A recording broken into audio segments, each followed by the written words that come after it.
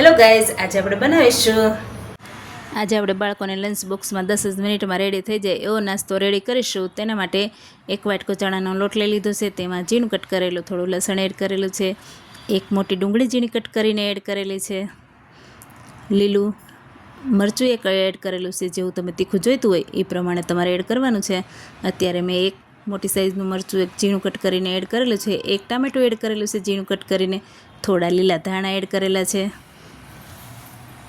આ રીતના પાણી એડ કરીને મિક્સ કરતા જશું।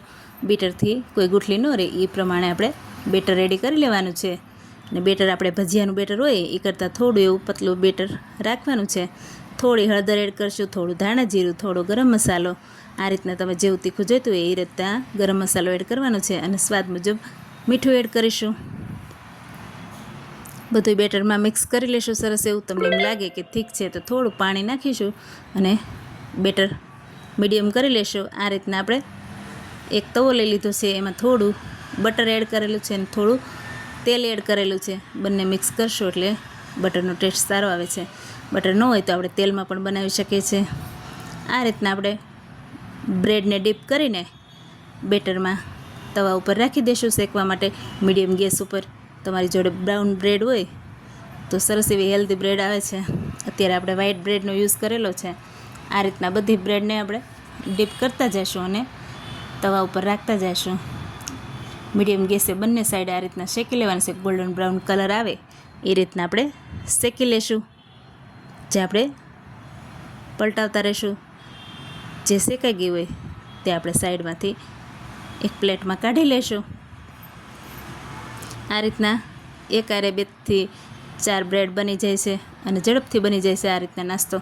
તમે જોઈ શકો છો આપણે બધી બ્રેડ શેકાઈ ગઈ છે તો આપણે એક પ્લેટમાં સર્વ કરી લીધી છે। તમે જોઈ શકો છો જોવામાં પણ સરસ બાળકોને ગમે એવી છે, અને ટેસ્ટમાં પણ બધા શાકભાજી આપણે નાખીને બનાવેલી છે એટલે એમ પણ શાકભાજી ખાય છે, એટલા માટે આપણે 10 જ મિનિટમાં રેડી થઈ જાય એવો નાસ્તો રેડી કરી લીધો છે, બાળકોનો મનપસંદ એવો। તમે જોઈ શકો છો કેટલો સરસ દેખાય છે, અને ટામેટા કેચઅપ સાથે, શેઝવાન સોસ સાથે, ગ્રીન ચટણી સાથે, તમારે જેની સાથે સર્વ કરવું હોય તેની સાથે સર્વ કરી શકો છો। આ રીતના આપણે કટ કરીને આપણે બાળકોને લંચ બોક્સમાં આપી શકીએ છીએ।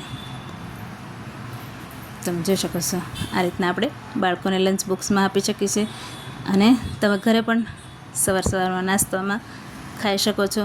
એવો સરસ નાસ્તો રેડી થયો છે, તમને ટેસ્ટ કરીને બતાવશું કેટલો સરસ બન્યો છે એવો। જો તમને મારા વિડીયો ગમતા હોય તો લાઇક, શેર અને સબસ્ક્રાઈબ કરજો। Thank you.